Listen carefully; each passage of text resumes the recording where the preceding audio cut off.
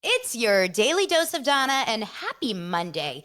Welcome back to the show. Today is July 31st. We are finishing up July, going into August. August is the 8th month, right? So we are officially on the tail end of 2023. August is also a crazy month because my kids don't start school until the end of August, which when I was a kid, I started school in September. So I feel like August is still early, but in LAUSD, at like most of the schools around here, they start August 14th or 15th. That's crazy early. That's like feels very summer. Now, August is also Lance's birthday month. Shout out. And August is also a Taylor Swift day. August 5th, I'm going to see Taylor Swift. Super excited about that. August 8th, I'm doing something really exciting, and I'll share about that next week. And they're just like fun things happening. So, welcome to the show. For those of you guys that don't know who I am Donna Bowling. I host a daily podcast and YouTube show called Daily Dose of Donna, where we break down all kinds of fun things, celebrity gossip and pop culture and reality TV and all the things that I obsess over, that I want to talk about 24/7 all the time. So I had a great weekend with you guys, started with you guys on Friday. Those of you that are part of the Patreon, I did an all Patreon, all level happy hour Zoom, just because so many of you guys joined. And it was really, really such a fun time just to hang out, have a couple drinks, talk to you, see you. We talked about so many good things. It was great. And then went on to the weekend, and we went out on a date night, my husband and I. We had a steak night. And then last night we went to see Barbie again. I'm telling you, I love Barbie. Okay. I saw Barbie on last Monday with my kids, and my husband, Lance, you guys know Lance, was like, WTF, I want to see Barbie. We actually had another couple that we're friends with and their kids. So we all went to Barbie. I liked it better the second time. If you haven't seen Barbie, I highly recommend. I just think it's such an enjoyable 2 hours, and the music is so fun. We had a great time. Great time. Although one thing happened in this movie theater, I've become old, and I'll explain to you why I'm old. Because there were teenagers who were running amok in this movie theater. And we went to the Sherman Oaks Galleria, it's not like a luxury movie theater, but it's a nice theater. Like, it's reserved seats. It's very, it's not cheap, whatever. And there's all these like older, oh, Big Brother. Yeah, we'll talk about that. There's all these like teenagers running in the front row back and forth. One of them was like dancing, kept going up and down. One time they went and touched the screen. Then during America Ferrera's monologue, which if you guys have seen the movie, America Ferrera has this beautiful monologue about being a woman and how hard it is to be a woman, etc. During the monologue, some young kid, this is not the same teenager group, some young kid goes to the front of the theater and probably just to go pee, and goes through the emergency exit, and the entire theater is like, eh, eh, eh, eh. And I was like, no, it stopped. But if that was my kid, I don't know if I would be like, that's not mine. She's not here with me. Like, I don't know her. How embarrassed would you be? Full theater, packed. And then we had Cheesecake Factory for dinner. It's been a while. Those avocado egg rolls always hit. They hit the spot. So I had a nice, beautiful weekend today. My kids went off to a new camp for the week. Big drive, long morning, and now I'm back. Oh, you guys, exciting news. I'm going to be working with an interior designer who's going to help me redo my office here. And so you're going to meet him on my Instagram and stuff. His name is Dan. He has a YouTube show also. He's awesome. So I'm excited to take you guys through that, because I have no idea about interior design. As you can see, I've like repainted the back of my wall here because it was getting scuffed by my chair. He said wallpaper in the back is going to be the move. Let's see, YouTube. What do you guys think? I wish it was Jeff Lewis. He actually knows Jeff Lewis, but it's not Jeff. Can you imagine if I was like, oh, I hired some guy. I don't know if you know him. His name's Jeff Lewis, just to do my $500 budget room. Thank you so much. Yeah, it's really fun. If you guys haven't subscribed already on YouTube, subscribe. This is a fun time. And there's always new content. We always have so much going on. And of course, the Facebook group. Oh my God, you guys killed me in the Facebook group this week. We started talking about mother-in-laws, and the reason why is because One of the stories we need to touch on is the big news of, I think this happened on Saturday. Lisa Hochstein from Real Housewives of Miami. If you haven't watched Miami Housewives, you have to. It is so, so good. Yes, Chris, I'm going to be filming for the channel. And it's so good. Miami. It's like an amazing cast. I was late to it, but then I caught up and I like binged 2 seasons in a row. So last season, very famously, there was a hot mic moment where Lenny Hochstein, her husband, plastic surgeon, douche galore, but also, rich beyond belief, was mic'd during a party. And he's in another room. The camera's not even on him, but those mics hear everything, right? And they hear him talking to a buddy, and he starts talking about the girl that he's in love with, not his wife. This is during a party and they're shooting. So the cameras are filming like the hallway because they're walking, but you hear the oh my God, Darlene, that's so funny. I'm not going to say it out loud, but that's so funny. You hear him talking to his buddy.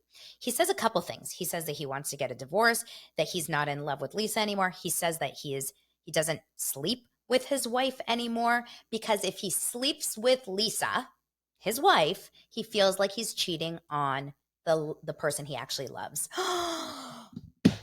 Sorry, that was a remote. Oh my God, right? Like awful. It was so dramatic. And the best part about Real Housewives of Miami this last season is no matter what drama they were going through, no matter who was annoyed with who, she shows up a couple days after this happens and he breaks up with her. She shows up to some sort of group event and she's crying and she's like, he wants to leave me. He's kicking us out of the house. And it was so sad. And the way that this group of women just bounded together, like they banded together. It was literally one of those like female first, like, I don't care about all the drama. If a man is screwing with you, we're going to come in and like hold your hand. And they got so mad. They got so pissed. And then, of course, yes, later on, Celeb Fails says the confrontation in the club, they went to some F1 race or whatever, I think it was. And the girlfriend was there and she like licked her lips like he's mine. Now, this is the craziest thing, you guys. She had a birthday on Saturday. She's moved on. It looks like she seems to be pretty happy. She's got a very, very handsome boyfriend. And she's still living in this gorgeous, huge home. I don't understand exactly their agreements right now, but they're technically still married. They have not fully gotten a divorce. And in the end of the season, towards the end, the mother-in-law, her mother-in-law, which is Lenny's mother, Marina, very strong accent, I think Russian. They're sitting there and they have multiple scenes during the end of this Miami Housewives where Marina's like, I don't even recognize my son. He's not talking to me. He's not letting me in the house. I am so sorry. I love you. I will be there with you. Like Lisa and her mother-in-law were teaming up essentially. Like we have each other's backs. I don't know. He's going through some sort of midlife crisis. And it was actually really lovely to see. And then at the end of the season, we started to see some indications that she didn't feel that way. The mother-in-law said a comment to Lisa, something along the lines of, well, if you didn't leave him so often to travel, or, well, you actually kind of you gave him the opportunity to do this because you went away. It's so wrong, right? So anyway, we all started to realize that Marina was definitely that's Lenny's mother, was definitely turning against Lisa. And sure enough, and we can talk about this separately because being a mother of 2 sons, it's very, very challenging. Like I can't imagine what she must be going through. You have to remember that like he's actually her son and he probably pays for her life, right? So there's a little bit of a weird situation there. Over the weekend on Saturday, this MFer, this Lenny Hochstein, dork galore in his, Jordans and like socks and cargo shorts, gets on one knee in the most beautiful background in Spain to his stick skinny, 10-foot tall model mistress girlfriend and proposes to her. And of course, she posts it all over. She has a ring the size of, my cup here. Okay, so this is on her finger. Huge ring. And they mention it everywhere. And this is on Lisa's birthday. And Lisa posts about it saying, congratulations to my current husband and his, or like my not yet ex-husband and his mistress on their engagement, something along those lines. Oh my God, her shoes, right? Yeah, she looked ridiculous. Number one, if you travel in Europe, I don't know about you guys, but I was just in Greece, you cannot wear heels.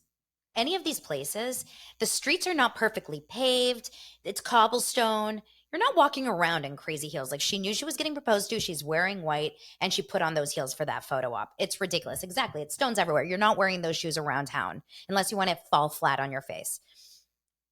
Marina, mother-in-law extraordinaire, goes on there and she decides that she is going to comment, congratulations. I don't have it right in front of me, so I'm not going to, word for word it, but congratulations to you.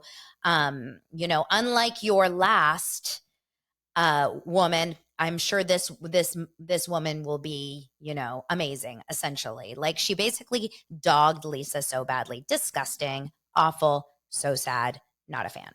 Not a fan, right? That being said, can't wait to watch the next season of Miami.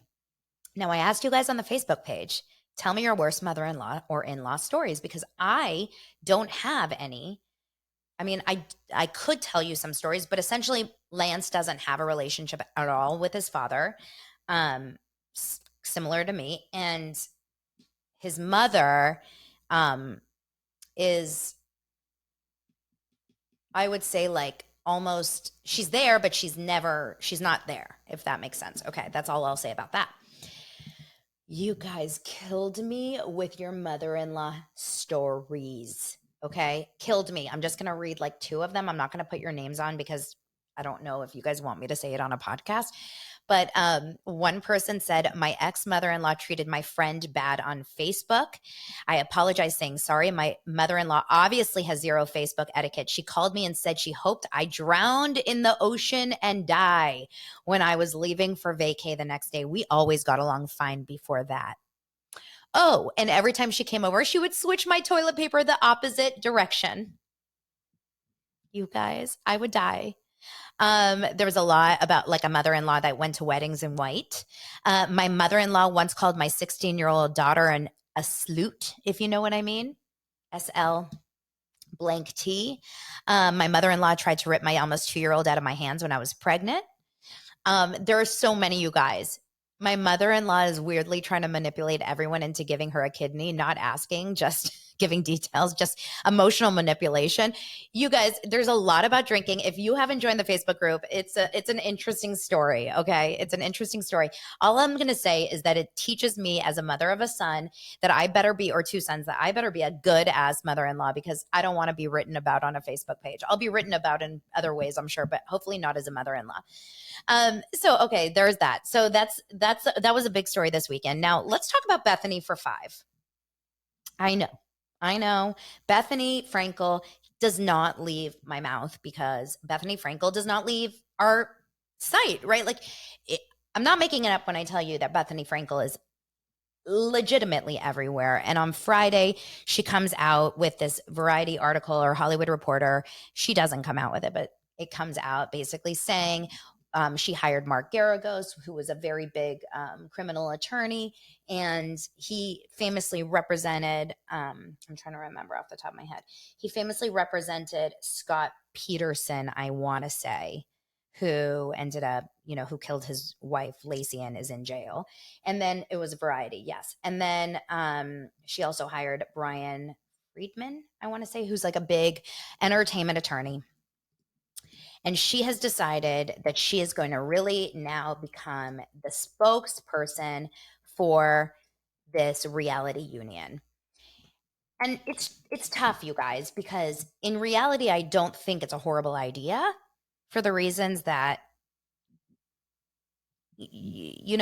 reality stars and the crews deserve great treatment, and they deserve to be treated fairly, and this and this and that.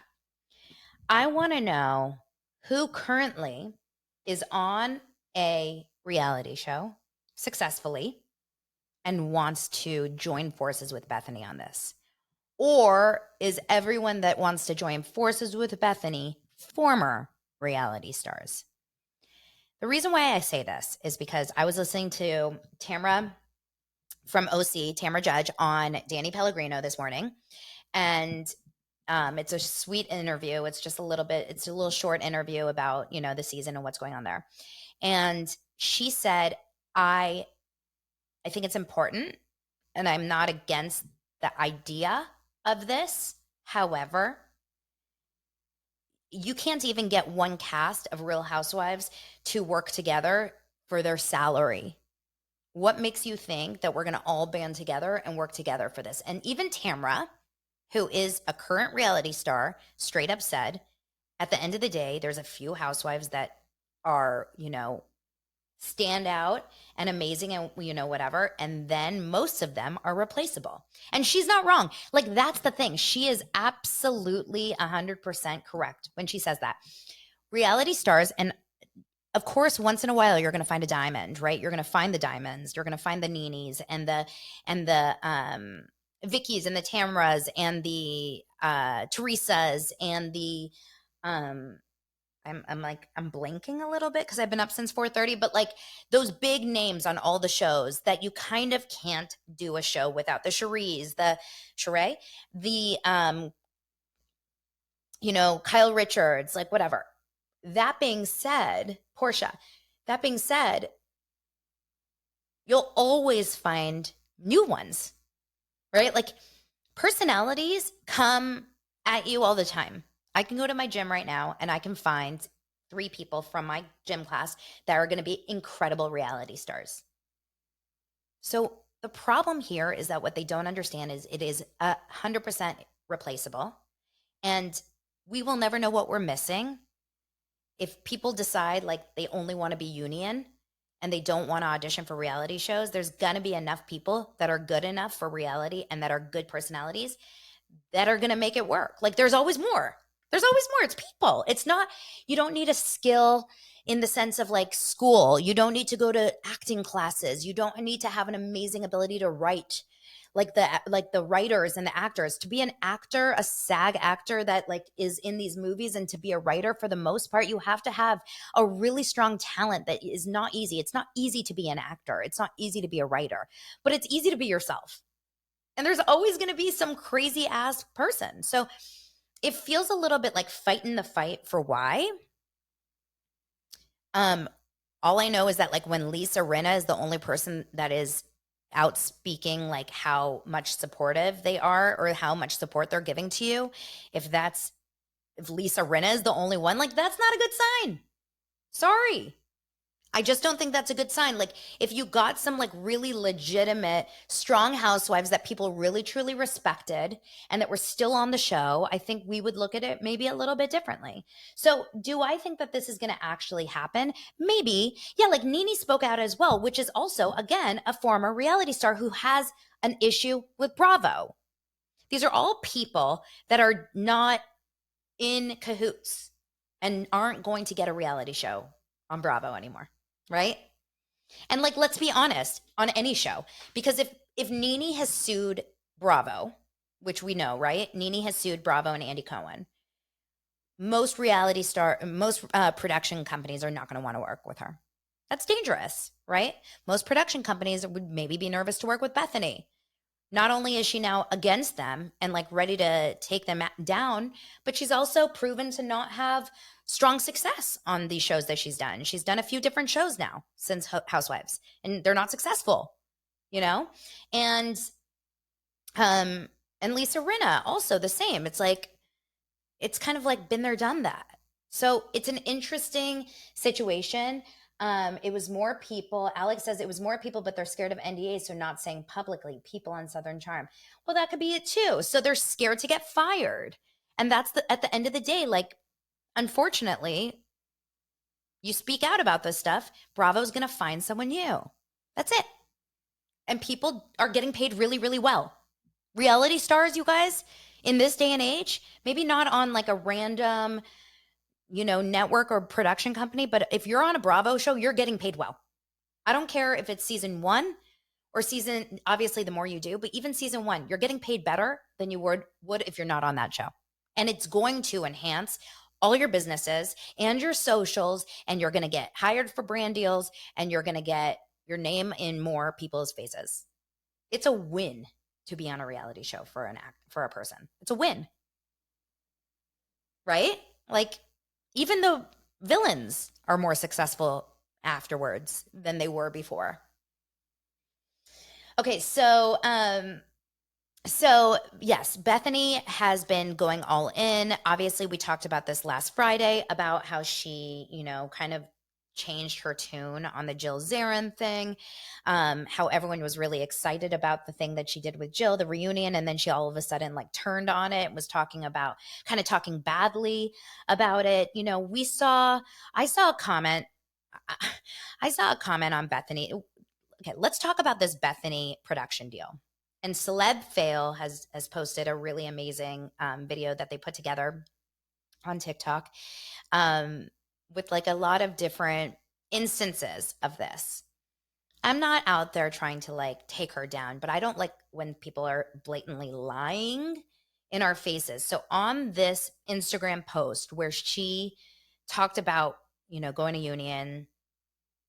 to the union and creating a union around reality, someone had commented, can you please explain what's going on here? Because we know that you were in a production deal with this reality show called Momsters. I believe that's what it was called, Momsters. And this production deal was specifically with this one girl, Bunny Hedaya, Hedaya. She's got a big following on TikTok and on Instagram. And it was leaked that this contract was very, very, it was very one-sided. It was leaning towards the producer and the studio's benefit. And it was really taking advantage of the talent. Oh, she wanted to call it Momsters.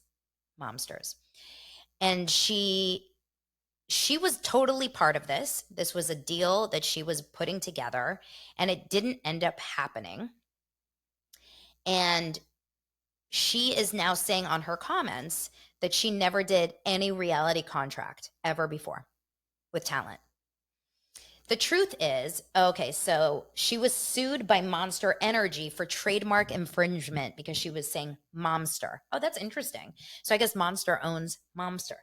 But the problem here is that there's proof that she did this contract. Maybe not Bethenny Frankel, but Bethenny Frankel's production company, Bethenny Frankel's lawyers, Bethenny Frankel, the people who are representing Bethenny Frankel, did these deals and these contracts with these women, and they were completely, they would have done exactly what she's trying to say that Bravo's doing to people, that networks are doing to people, which is why this whole thing feels so self-serving, because it's do as I say, not as I do.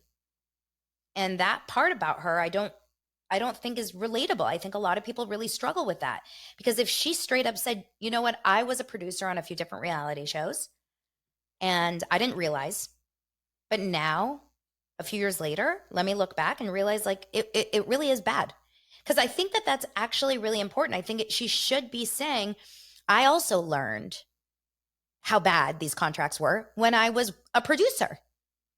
Then we would all feel a little bit more, oh, she really does have our back.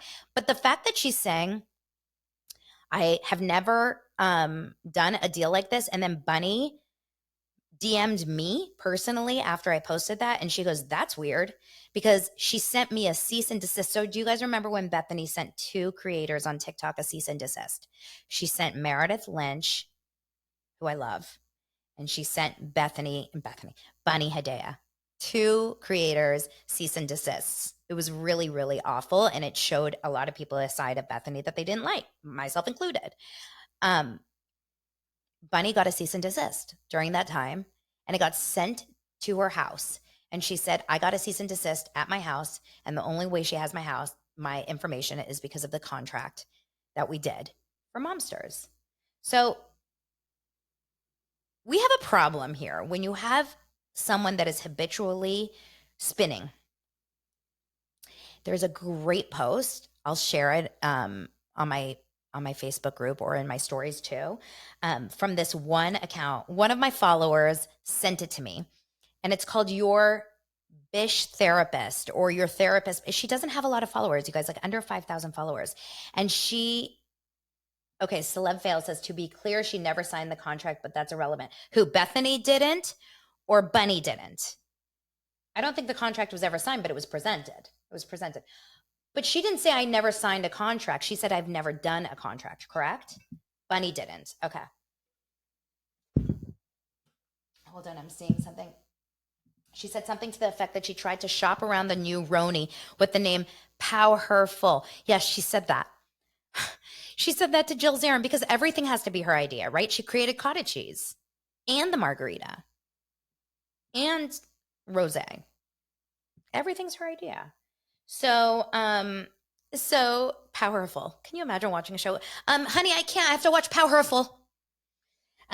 So yes, she's denying any involvement that she had in producing a reality show, and it's just like, it's crazy because there's receipts everywhere. You can't do something and deny it when we know that there's. Now, she's using her words very carefully, because I bet you there's a way that she can say, well, it wasn't me, it was my lawyer's manager, but it's all connected, right? It's all connected, and we know that, and that's just the way it is. It's just the way it is. Okay, so Bethenny, so at the end of the day, oh yeah, this therapist, it's an amazing post. And basically what she does is, I listened to this podcast, I've been following her on social, and I really dove deep. And she essentially says, like, what Bethenny is struggling with and why she's just like talking about everything and throwing spaghetti at the wall and doing this and then doing that and doing it in a very chaotic way. And also very polarizing, like eating seafood, like shoving crab in your mouth in a hotel room, which is going to turn a lot of people off. And then a lot of people are going to feel very like entertained by it. And then she says a lot of things that get a lot of people riled up, et cetera, et cetera. And it really, she believes, this therapist is like, I believe it's it's all stemming from childhood trauma, from not getting enough love, from feeling this, from feeling that. And there's a whole description from an actual therapist. It's such an amazing post. So I'll post that on my Facebook group right after this. And then I'll also post it on my stories, because I think you guys need to see it. It's really, really crazy. Okay, so can someone make a show about influencers? I want to see how unhinged their lives are making TikToks. That would be an amazing idea, right? Okay. So Bethenny's using the words, it was softly scripted, not reality. A reality show is a reality show is a reality show. That's like saying Selling Sunset is not a reality show. Yes, technically it's softly scripted, but it's a reality show by any account. That's it. Okay, a couple other little tidbits of stuff. Let's talk for 5 about Kyle Richards and Morgan Wade. So Kyle Richards was in Aspen this weekend with Morgan Wade. Morgan Wade was up there performing at an event up in Aspen. Now, TMZ had spotted them shopping, or someone had spotted them shopping earlier in the last week, and they were hanging out with other friends. So there was no like hugging and kissing, but you could see that they're actually hanging out. They're clearly still in contact. And Kyle even posted about Morgan's concert on her stories. Now we find out today that Kyle is producing a documentary about Morgan. I mean, I want to see that contract. It is so weird. Does Morgan Wade probably have an interesting life? Absolutely. But why didn't we know about this ever? Why have we not seen cameras following them? It feels very much like I want to continue. Okay, you guys are going to think I'm crazy. What if it's, how when you have a crush on someone and you want to spend time with them, but you kind of can't do it publicly? Maybe you're having an affair, right? Or maybe you're hanging out with someone that you shouldn't be. If you know that people are following you and cameras are following you, is it possible that you decide that you're going to start doing something under the guise of work so that you have a reason and an excuse to always have to be together, right? Like, hey, let's go to the same gym. Let's produce this show. Let's end up at the same event. It's to me that's my go-to like feeling because Kyle is not a documentary producer. She's never produced a documentary as far as I'm concerned. So this seems so strange that it would come up out of nowhere. Um, what I also thought was a little weird. So there was this other guy, and a couple people have posted about this. There was another guy who used to be on Southern Charm Atlanta. Am I making that up? Or like another Southern Charm that I've never watched. And he is in Aspen, and he was on his stories, and I screen recorded it too. But he was on his stories and he said, I am in Aspen, and I think it's his partner that he's talking about. We ran into Kyle and Morgan. They are definitely a couple. They are hugging, they're kissing. We were talking to them. They are at Southern Charm New Orleans. Is that it? They Candace Cameron Burr, is that you? Drink. No, it's not. But I'm so hydrated because you guys think I'm DJ Tanner, so thank you. Um, so uh, so they end up. So he ends up hanging out with Kyle and Morgan 2 times. He said he ran into them twice around town. He's like, they are absolutely a couple. You guys, I told you this months ago. I've heard it from a variety of sources. It's crazy to me that they're not just saying it. It feels very weird. It feels very, maybe Savannah, I don't know. It feels very clickbaity. It's like, what's going on there? Now, I thought this was also a little weird. Mauricio liked a Morgan Wade post from like last week. So is he on board? He's on board with this couple? Is it because he has someone else too? Guys, I need to know. And I really hope we find out on the next season of Beverly Hills. I hope that they don't just like skirt around this issue. I mean, we have not seen one big happy family. I mean, maybe they're sister wives. Maybe PK's involved too, and their brother husbands. Oh, remember how I mentioned to you guys that Dorit and Kyle hadn't been like chatting with each other online, and there wasn't a lot of like conversation there? Dorit did comment on Kyle Richards' post about her daughters. Kyle posted like a big collage about her daughters and how proud she is of them. And Dorit was like, this is so beautiful, or something along those lines with a kissy heart face. So maybe they're cool. Maybe they're cool. Maybe this was just like Dorit not being very good on social media. Alex is holding out hope that Mauricio and Kyle get back together. Listen, I would love for them to get back together, but clearly they're not scratching each other's itch. You know, I'm not just saying that like in a physical way, but it sounds to me like emotionally they need, well, she is needing something else. I mean, I just think, you know, this man that said that they're absolutely a couple, he is not saying that this is a reason or not, but he is a gay man. And I just don't think with 20 some thousand followers on his Instagram that he would go on there and say, you guys, they're definitely a couple. It was during the day. It wasn't like a drunk night. He talked to them, right? I don't know. It just feels like, why would he lie about that? I don't know. We'll see. You guys will see. And then one last little news, and then I'm going to be done. Ariana and Tom filmed together finally, but just not the two of them. Do we even care about this anymore? They were at the Belmont, which is a local bar here in LA on La Cienega. It's just kind of up the street, around the corner and up the street from SUR.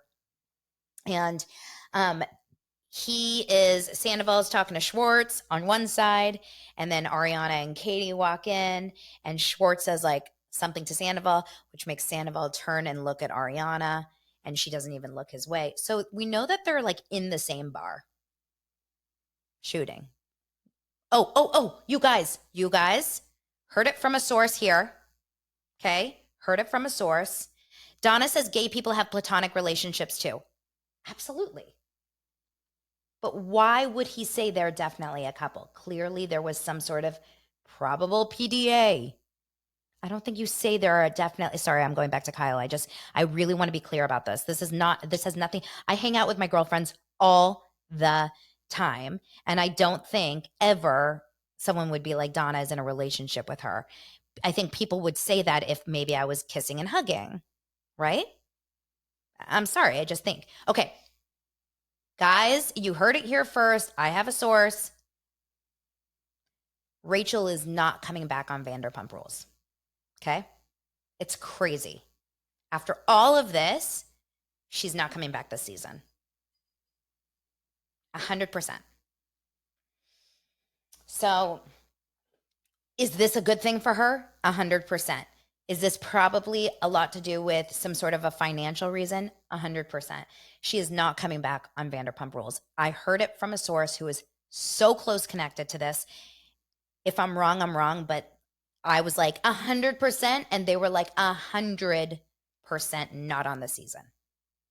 Which I kept thinking that she was going to do some last minute, like show up in the season finale final episode, which could still, I guess, happen. But as of right now, production is almost over for the season. Ain't no Rachel, not happening. So there you go. Graham Gate put the nail in the coffin. I 100% agree. I think maybe she was considering it, but everything with the dog and everyone that was going crazy, like, okay, now we hated you already, and now with the dog, she needs to just not. It would have never ended up well. These girls would never have given her the chance that they're giving Tom. I'm not judging that. I'm just saying the truth. They have history with Tom, you know? That being said, will Vanderpump Rules be a good show this season? TBD. Guys, Big Brother is coming back this week. I have on my Facebook group, one of my girls, Lourdes, I think, commented and posted all of the new cast. I am so excited. There's a full cast, all the photos in Parade magazine. There's a hearing impaired. There's a sick contestant. I hope I'm saying that right. SIKH. There's 2 relatives of survivor contestants. There's a woman over 60 years old. I'm so excited about this, by the way, because I said this last time that I want it to not be like just like hot and young people. I like it when they're all over the place in terms of age and type. So there's there's a bunch of people. Like I don't know if there's anything else that I need to say about it, but you guys can go check it out. They look different. They're so diverse. Their ages are all over the place. Some of them look like surfers. Some of them look like hippies. Like it's going to be fun. I'm really, really excited about Big Brother because I told you guys I am in on it this season. I am in on it and I'm excited about it. That being said, you guys make sure to join the Facebook group so you can continue the conversation. Thank you so much for subscribing, liking, commenting below, and of course, giving a thumbs up. And then also, if you were listening to the audio version, because I know people still do that on Spotify or on podcasts, Apple Podcasts, please give a 5-star rating and a nice review. It's always so lovely to see that. Tomorrow, I'm going to talk more about Real Housewives of New York. I am halfway through the episode because I was at the movie last night, so I didn't want to talk about it yet. Lots of you guys are really loving on Jenna. All I know is from the first half of the episode, Jessel is so annoying. I can't with people like that. I can't with people like that. Okay, you guys, thank you so much, dosers. You're always such a breath of fresh air. Thank you, and I'll see you guys mañana. Hi, guys. Okay, I'm going to get this episode